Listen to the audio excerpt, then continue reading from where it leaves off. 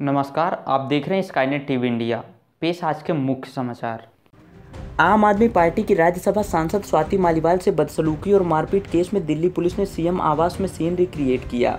Police Swati को लेकर शुक्रवार शाम को 6:30 बजे सीएम आवास पहुंची ताकि पता चल सके कि 13 मई को क्या क्या हुआ था। इसके बाद वे शाम 7:10 पर बाहर निकली। इस दौरान पुलिस ने सीएम आवास के स्टाफ से पूछताछ की। यह भी पता किया गया कि घटना के दिन कौन कौन मौजूद था।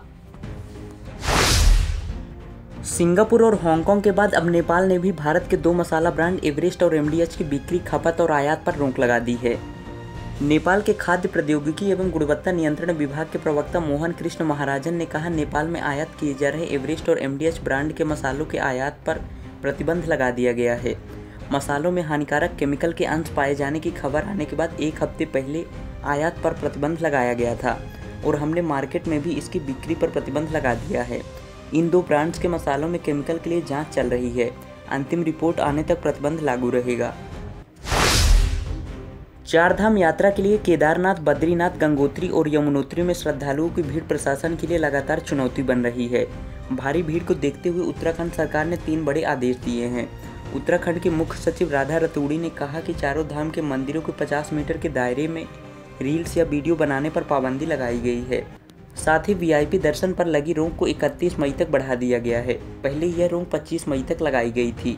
इसके अलावा सरकार ने यात्रा के ऑफलाइन रजिस्ट्रेशन के लिए ऋषिकेश और हरिद्वार में लगाए गए काउंटर को भी 3 दिन तक बंद कर दिया है। यानी अब श्रद्धालु सिर्फ ऑनलाइन रजिस्ट्रेशन ही कर सकेंगे। लोकसभा चुनाव के प्रचार के लिए रक्षा मंत्री राजनाथ सिंह उत्तर प्रदेश के बलिया पहुंचे। उन्होंने जनसभा को संबोधित करते हुए कहा कि साइकिल की चेन उतर चुकी है।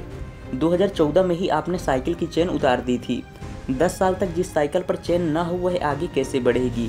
कांग्रेस की हालत भी खराब है।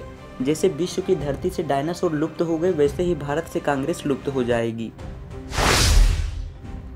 प्रधानमंत्री नरेंद्र मोदी ने हमीरपुर में चुनावी रैली में कहा, इन लोगों ने कर्नाटक में रातों रात मुसलमानों को ओबीसी बना दिया, वहां के पिछड़े आरक्षण से वंचित रह गए। अब यही मॉडल पूरे देश में लागू करना चाहते हैं। संविधान बदलकर SC, ST और OBC का पूरा आरक्षण मुसलमानों को देना चाहते हैं। मुंबई के घाटकोपर में 13 मई को होर्डिंग गिरने के कारणों का पता लगाने की जिम्मेदारी मुंबई के वीर माता जीजाबाई टेक्नोलॉजिकल इंस्टीट्यूट यानी VGTI को दी गई है। यह टेक्निकल इंस्टीट्यूट 7 दिन के अंदर अपनी रिपोर्ट पेश करेगा। वहीं मुंबई पुलिस ने बिलबोर्ड लगाने वाली कंपनी के मालिक भावेश भिड़े को गुरुवार 16 मई को उदयपुर से गिरफ्तार कर लिया।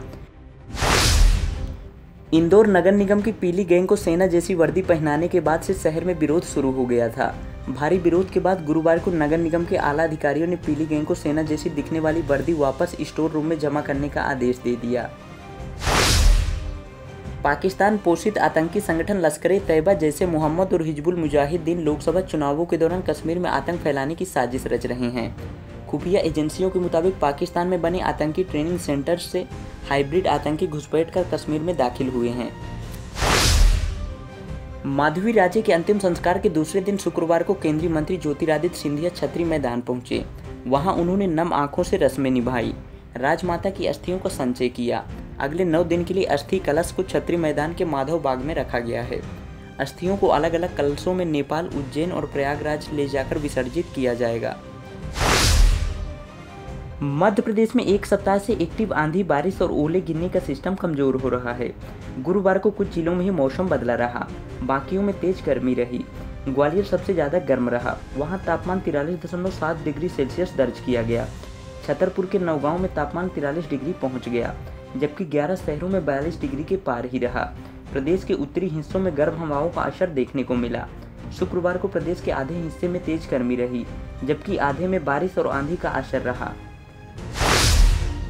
कल दिन भर की प्रमुख खबरों के साथ फिर मिलते हैं, तब तक के लिए शुभ रात्रि।